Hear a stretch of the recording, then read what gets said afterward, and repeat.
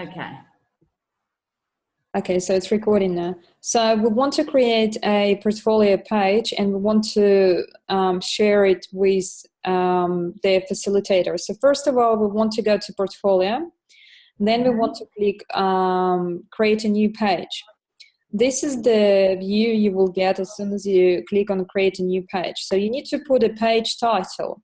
Make sure that you put the name of your subject and the number of your subject for easy search, 1577. You can also call it interior design. And then for your own purpose, you can call it activity session. What was the session number, Emily? 7? Well, whatever. Yeah, session 7. So let's put a 7, okay? And because it's a test page, I can always delete it. So test page, you create your activity, you put the information in here. So display your name specifically on the bottom, name, display, format, and then you go save. So obviously you can do add films, video journals, general profile, etc., all of those sort of things. Now, the most important thing, when you finish doing your portfolio, you want to click done, and then you want to share it. So when you want to share it, so you want to go to your page, that specific page you created here on the bottom, okay? And then you want to shared by me, go there, and this tab on top, and then you go that page and edit access. And with edit access, you see Martin College, all my groups. So basically what we want to do, we want to share it with Facilitator. So yes, we figure out how you can share it with users and groups. So say, for example, if you want to share it with yourself, you add Emily. If you want to share it with your facilitator, you simply put the facilitator name in there and see if we find it. That's what you need to do to share your portfolio pages and all of your activities which you put into Mahara. So obviously in Mahara you can do collections of images as well. And and what I was saying, that you can do the export of the images. It's when you finish your portfolio, you can actually type it all and export it into the separate website. And as you can see here, standalone website option. Yeah.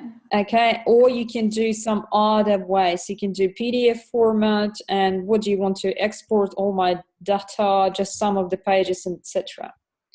Yeah. Okay, I see Casey joined us. Casey, can you hear us? Yeah, hi. Hi, excellent.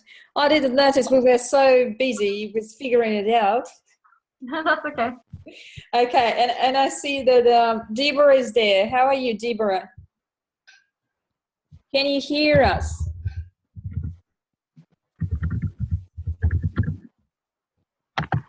Can you hear us, Deborah? You can actually type something.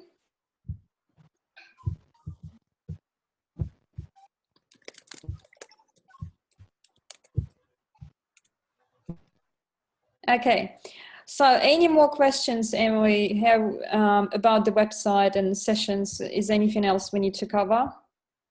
Oh, no, I think I'm fine. Thanks, Polina. All on track, really. So far. Oh, okay, here's Deborah replied, yes, finally. Okay. You can't hear the lecture. Oh, she can't hear the lecture. Try to adjust the sound.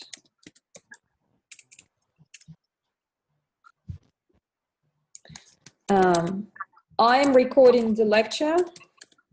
So, guys, I will put it out onto the forum so you can access it. Okay, so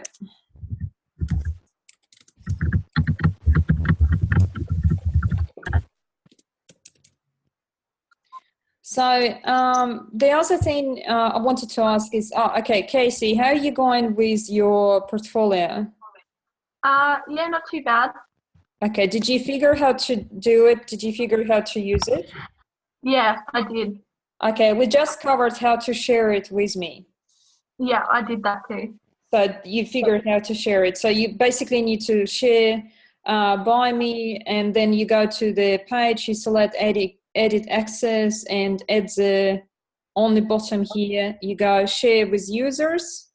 And you obviously go to the users and you type the name of the user you want to share with. Yeah. Okay, so all good with that.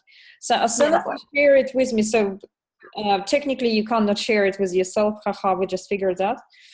So you basically need to share it with me and just put my name in. And if you want to share it with other students, you're welcome to do that, okay? Okay.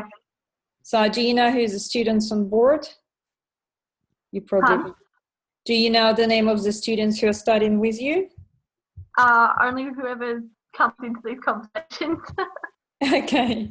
Yeah. So we have Deborah here, and we have Emily as well on board. Hi, And we have 2 more students. They couldn't join us. They're working today. Okay. So I might just open up the forum for you and post a link if you guys want to share your works with yourself. So you can just basically type your name in there and share it with other students. And I think it's a good idea for you to see what other students did. Yeah. Yeah, so don't be shy about it. Now, the next thing I wanted to ask is, Casey, do you have any questions about your study? Is everything clear? No trouble yet. Excellent.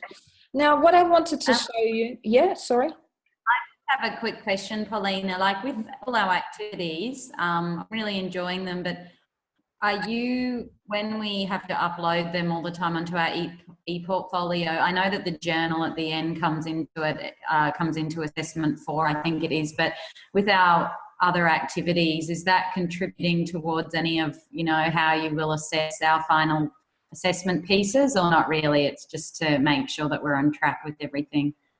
It's a very good question. Now, what happens? Activities, if it doesn't say there, and that's what you will learn with the following subjects you will be studying, do not really contribute to the assessment unless it's stated there clearly. Okay, so if, say, for example, the activity says this activity will contribute towards your assessment task number 1, blah, blah. So it means that whatever you work on will go towards the assessment task. Now, other activities which don't state that, it does not mean that it won't contribute to your final mark. So say, for example, if the facilitator is hesitating about something and thinking, oh no, the student didn't cover that in that final assessment or missed something. So what we do, we come back to the activities and we'll look through them, okay? And we see if whether the student actually covered that in the activities, okay?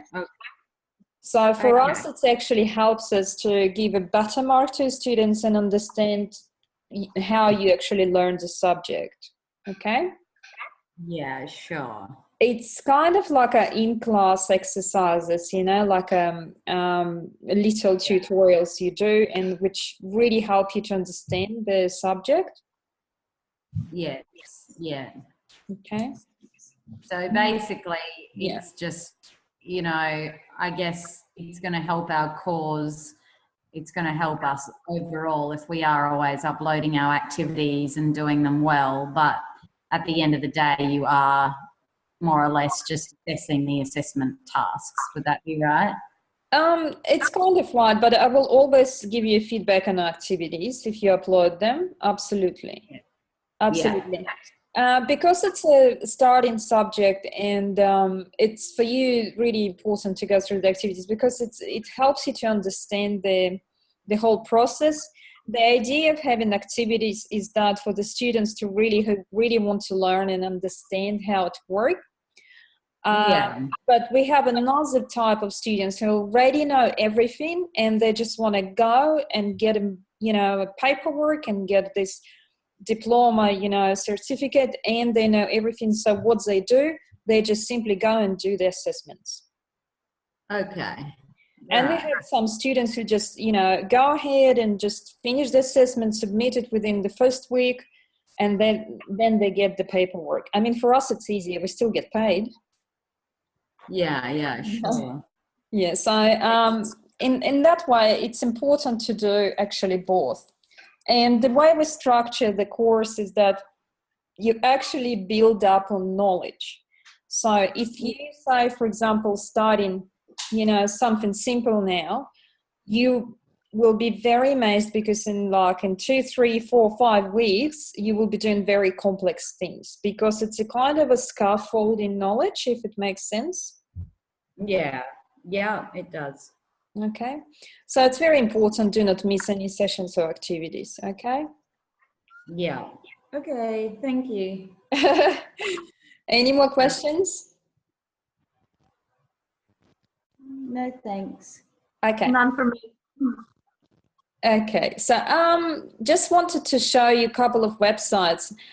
You do have some nice examples of mood boards in your links in the subject sessions. Did you see that? Yes. Yeah. But I really like that website. I might put it out onto the forum as well after this session. It's about this, how to get a beautiful fashion mood boards. And what I really like about them, that if you actually click on those mood boards, and if you can see it now, it's going to come up, they're quite three-dimensional. Okay, is it coming? It's coming. Okay, here it is. Great. Okay, and this is what kind of I expect from you guys, because interior design is very tactile and emotional, especially interior design, decorating subject. So it's pretty close to fashion, and I think you can create something three-dimensional like that. So obviously you see that the designer actually collected bits and pieces. Now, in your case, what you will be collecting is the pieces of material which is suitable for interior, okay? And is suitable for the particular era you're working on. So don't be afraid to go and say, cut a piece of, chipboard, or just take a piece of plastic you like, or even the furnishing materials. Obviously you can do little snips of furnishing material and place it on your mood board. Okay. Mm-hmm. So this is another example. They're also beautiful. Come on, what's this one's coming up? Oops. Okay. Oh, it goes this way. Okay, that's another one. And you see that the mood board is very flowing, and it does not have a particular grid to it if you read the previous session. So anything there could be used, anything could be scattered. If you see how this was designed, so see the piece of fabric is actually stretched on as the background. See that, the green piece of fabric? Mm-hmm. Yeah. So it's covering the board, and what then the images were cut out and actually glued on board, and some other bits and pieces of crochet and etc. were glued on board as well. Okay. So in some cases, this is a close-up if you look at it. Okay. So in some cases, it's real good to do something extra, or ordinary, something very interesting. Like if you look at this one, this is a completely different mood again. So we have this light and romantic feel to it, dreamy and romantic light. Okay, you can put some words in it as well. Now, I want to ask you a question. Why do we need mood boards? Is that an actual question? Yes. Well, I think because from it's I guess the very beginning phase, or the first phase that you're meeting with the client, You just want to, I guess it would help to, number one, find out and confirm how the client really wants, say, their lounge room, their living room, the feeling that they want to achieve through the design work. And I guess it's just a really good starting point to you know, with the client, I guess. Kind of like if you had like a lookbook. Yes, it's like a lookbook, yes.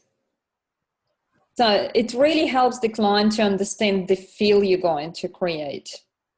So if you feel that the client clashes with what you're thinking, so you basically need to do another mood board.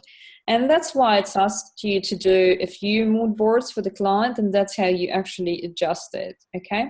So in fashion, it's pretty obvious. That's how you build your collection. So you basically collect all those elements and you know, geometric forms and photographs and some inspirational images. And then you just basically look at this mood board and you create your pieces. So that's no different to interior design, really. Okay? Yeah. So you can see here, okay. Well, okay, so we get out of here. This is one website. So she also talks about how she's really looking at the inspiration, how she finds inspiration, etc. So another website I found I really like, this is a graphic design. So this is how to create an inspiration mood board, okay? So it's simply a collection of imagery. This could be done manually, or you can do it, print out things, cut them out and paste them in a large sheet of paper. But you can also do your collection and imagery digitally on website or editing programs like Pinterest. Now, at this stage, I didn't ask you to do it digitally because I think it's much easier for all of us to just, you know, have it printed, cut it out, and stick it on a piece of paper, okay? Before we learn how to use software. So this is one of the mood boards here. And this is the graphic design mood board, which looks completely different to the previous one. It's quite flat, okay? Not really three-dimensional. It's another one.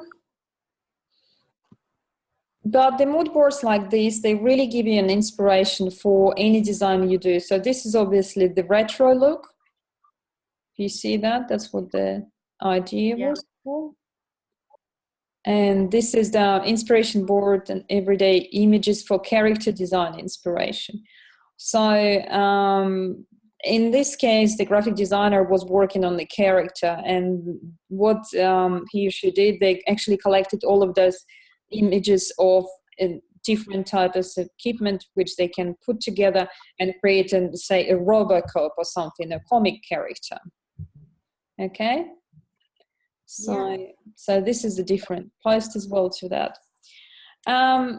So this is with your mood boards. Now, I have a question for you. In some session, it was asked for you to do your journal in session 10. Are you up to that point yet?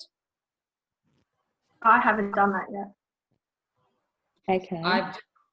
I've got today's session still to do, and then the journal. But I feel like I'm on track still. All right. Now, for your journals, so here in the journal entry, you are to create a 3-sized poster celebrating the design ethos from the year of your birth. And see that it says clearly here, your journal entries are summative assessment tasks and will be graded as part of an assessment task 4. Okay? So that particular activity will contribute to the assessment task 4. Yes. Okay? So with this poster, you would need to work on your own understanding of how you can present yourself, which is a real good idea. I really like it. And it's very interesting to see what you guys can come up with. Now, for your journal, for your poster, it's a good thing to do it 3-dimensional as well, because it's just so much easier for you to collect things you like and things about yourself and put it into that particular poster, okay? Now, so you look through that. I don't want to rush ahead because you already have so much work to do. Now, the other thing I was interested in to know, okay, I think it's session 7, presentation and mood boards. Now, did you understand layouts and grids? Was it clear to you guys? Yeah. Yeah, pretty much. Okay. So, yeah.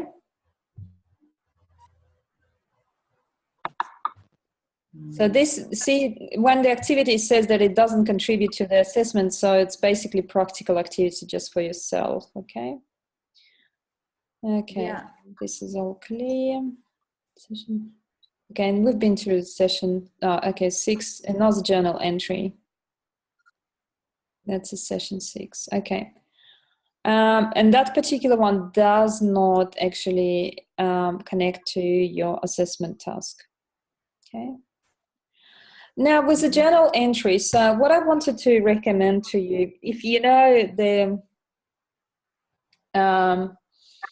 what kind of, no, first of all, I want to know what kind of journals do you use? I have a paper one. Yes, and what type of it? It's just like a usual diary. Okay, so like A3 visual. Yeah. No, the smaller one. The A5. Sorry. A5. Yeah. Just the A5 diary, like from the news agency. Yeah. Okay.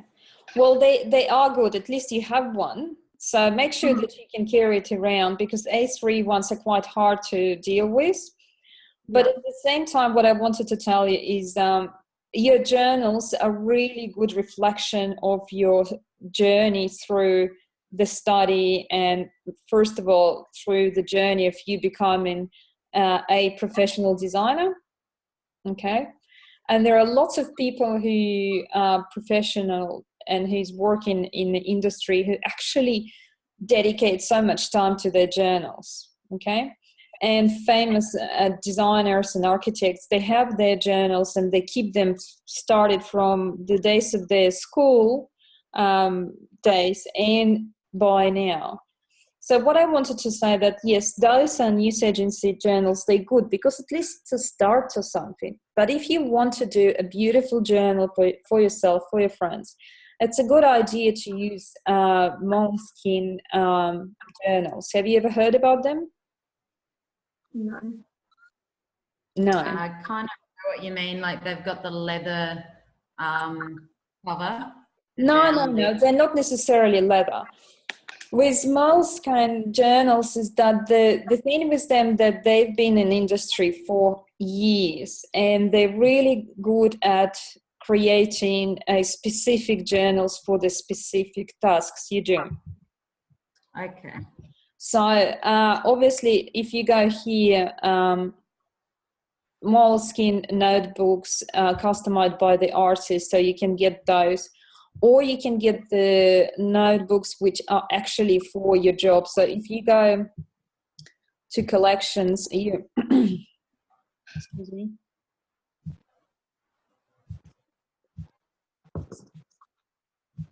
Okay, so it's coming. In collections, you would see which one will suit you. So they have specific ones which are for the Art Plus collection. So this is the sketch albums, creativity notebooks and albums. They are fantastic. So why is it so good? Because the paper in those notebooks, it's quite steady and it's acid free and it will last forever. So it's a journal like that will take you from the, today, and it will last for 10 years and the color of the paper won't change. Okay. At the same time, it's just a joy to use. So if you ever get your hands on something like that, I suggest you get it. Now, there are lots of artists who actually use those journals and they really like it.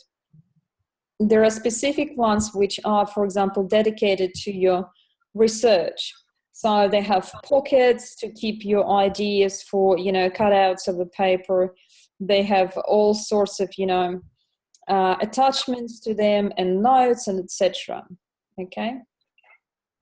Okay. So this is something you can look up. You can just explore that website. So you can see watercolor here if you want to use watercolor.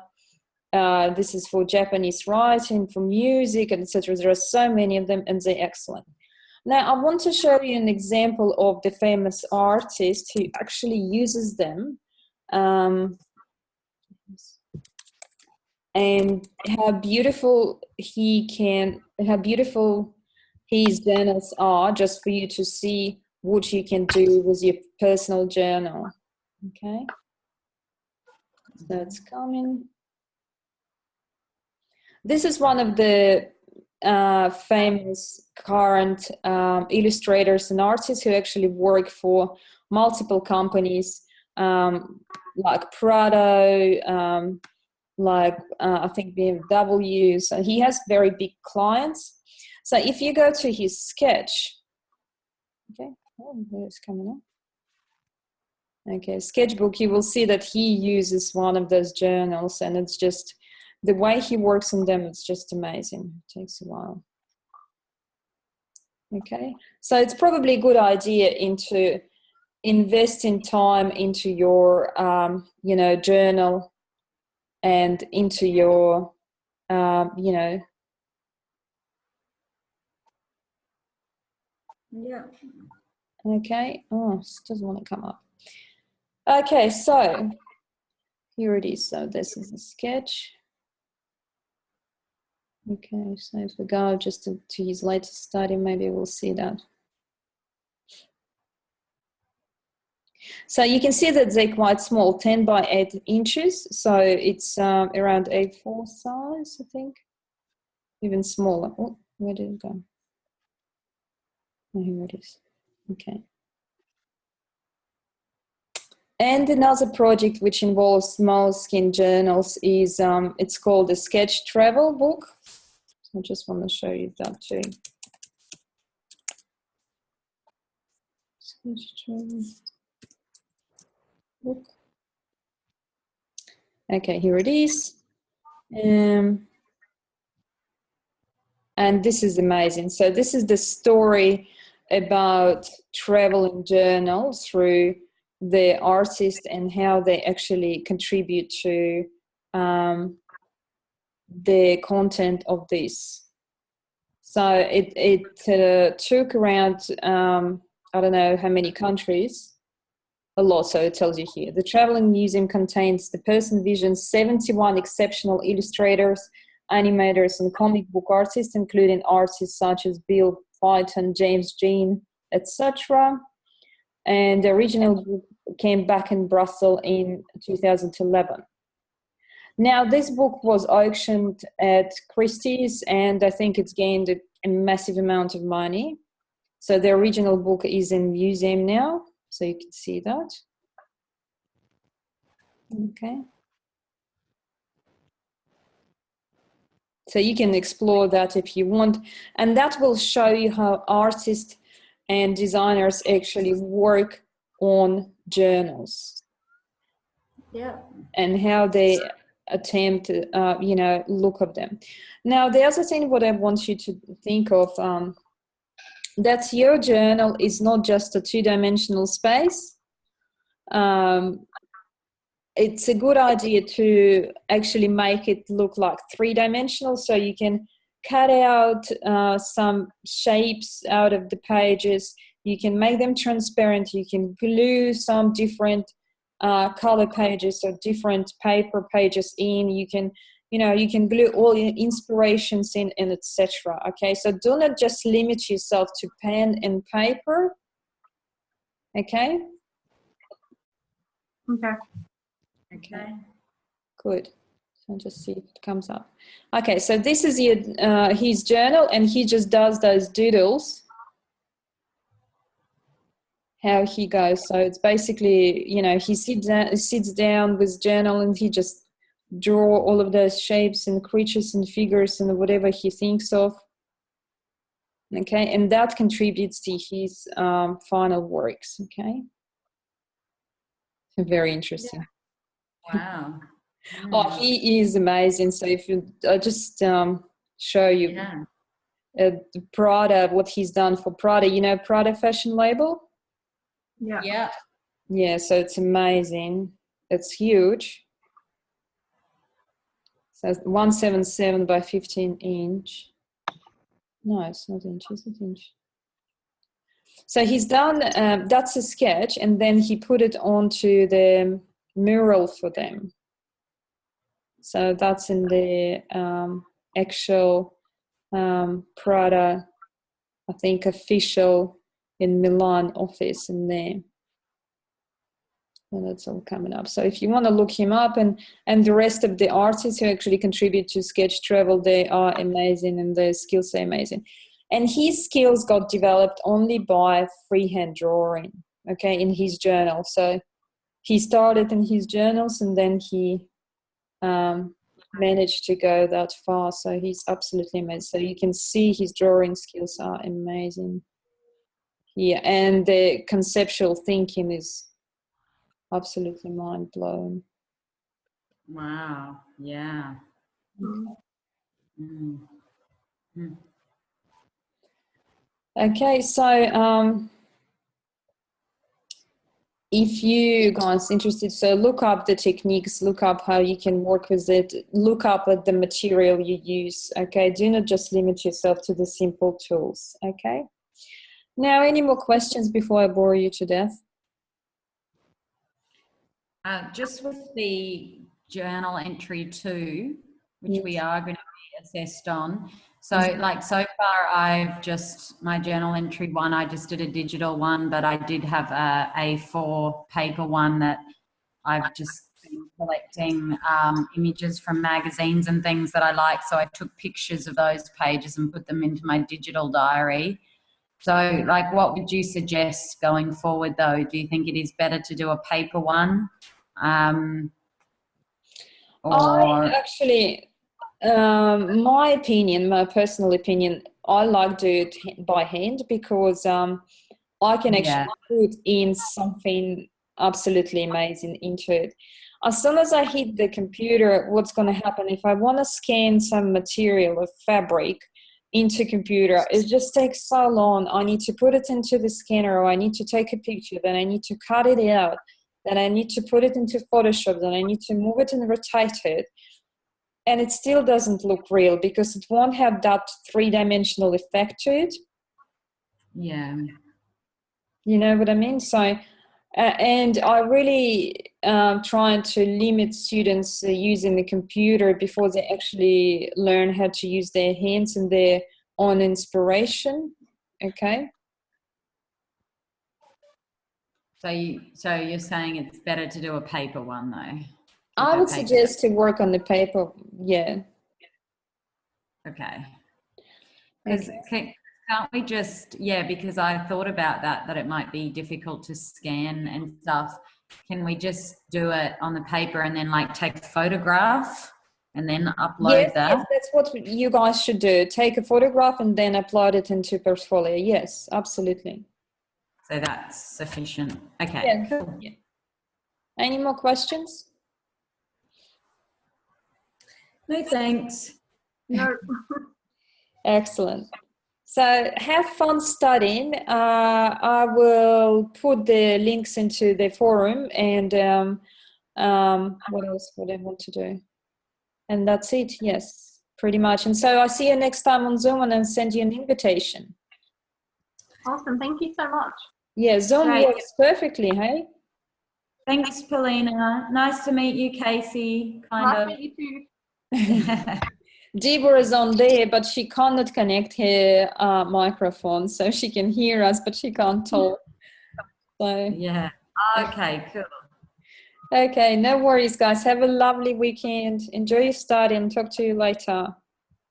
Thanks. You too. Bye. Bye. Bye. Bye-bye.